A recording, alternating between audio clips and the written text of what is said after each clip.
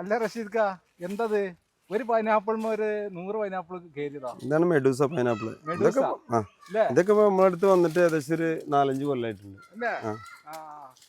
ഇതിപ്പോ എങ്ങനെ ഫ്രൂട്ട് ആയിന്നപ്പത്? ഇല്ല ആയിട്ടില്ല. ഇതൊക്കെ ഇത്ര സൈസ് ആയിട്ട് ഓരോന്നും വരും. ഇതുണ്ടോ പൈനാപ്പിൾ ആയി വരുന്നതാ. ഇതൊക്കെ നമുക്ക് കഴിക്കാല് ജ്യൂസ് അടിക്കാനൊക്കെ ഉപയോഗിക്കാം. പിന്നെ അതിന്റെ ഉള്ളിലുള്ളതുണ്ടല്ലോ അത് ഒന്ന് ഫുള്ളായിട്ട് നമ്മളെ പൈനാപ്പിള് സാധാ പൈനാപ്പിൾ പോലെ അകത്തൊന്നും ഉണ്ടാവും ചെയ്യും.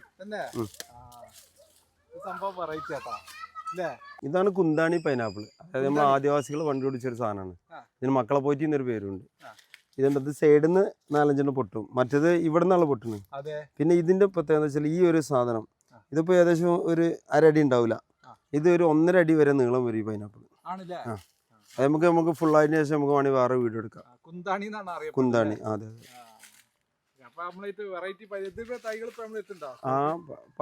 ഇതിന്റെ തൈകളുണ്ട്, ഇപ്പൊ സ്റ്റോക്ക് ഉണ്ട്. പിന്നെ അതൊരു റെഡ് വരുന്നുണ്ട്, പക്ഷെ അതൊന്നും തൈ ആയി വരുന്നുള്ളൂ. ഇതിന്റെ തണ്ട് കണ്ടോ? ഇത് പൈനാപ്പിൾ തന്നെ റെഡ് കളറിലാണ് വരിക. ഇതിന്റെ ഫോട്ടോ വേണം ഞാൻ കാണിച്ചു തരാം. ഇത് വെരിഗേറ്റഡ് പൈനാപ്പിൾ. വെരിഗേറ്റിൽ തന്നെ എൻ്റെ അടുത്ത് 3 വെറൈറ്റി ഉണ്ട്. അപ്പോൾ ഇത് അത്യാവശ്യം നല്ല ഭയങ്കര ഓർണമെന്റിലാണ്, ഭയങ്കര ഭംഗിയുള്ള ഒരു പൈനാപ്പിളാണ്. എവിടെ വെക്കാനും പൈനാപ്പിളാണ്, ഒറിജിനൽ പൈനാപ്പിളാണ്, കഴിക്കാൻ പറ്റുന്ന നല്ല പൈനാപ്പിളാണ്. ഇല്ല ഇപ്പൊ വിളിക്കണം. ഇത് ഞാൻ തായ്ലൻഡിൽ നിന്ന് കൊടുക്കുന്ന തൈകളാണ്. അതിപ്പോ സെറ്റായി വരും. ഒരു 3 ഉണ്ട് ഇതേപോലെ. അതൊന്നായിട്ട് സൈഡിൽ നിന്നൊക്കെ പൊട്ടി വരട്ടെ, അപ്പൊ നമുക്ക് സെയിൽ തുടങ്ങാം. ഇതാണ് നമ്മളെ ജയന്റ് പൈനാപ്പിൾ. മുള്ളില്ല പൈനാപ്പിൾ എന്നൊക്കെ പറയില്ലേ, ഇതിന്റെ തടിമ മുള്ളുണ്ടാവില്ല.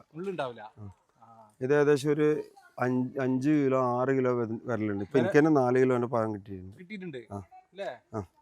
ഇതിനൊക്കെ തൈകൾ നമ്മൾ റെഡി ആക്കിക്കൊണ്ട് ഇപ്പൊ ചോദിക്കരുത് ആരും. എന്തായാലും ഒരു മാസത്തിനുള്ളിൽ നമ്മള് തൈകൾ റെഡി ആക്കി. അതെ അതെ അതെ.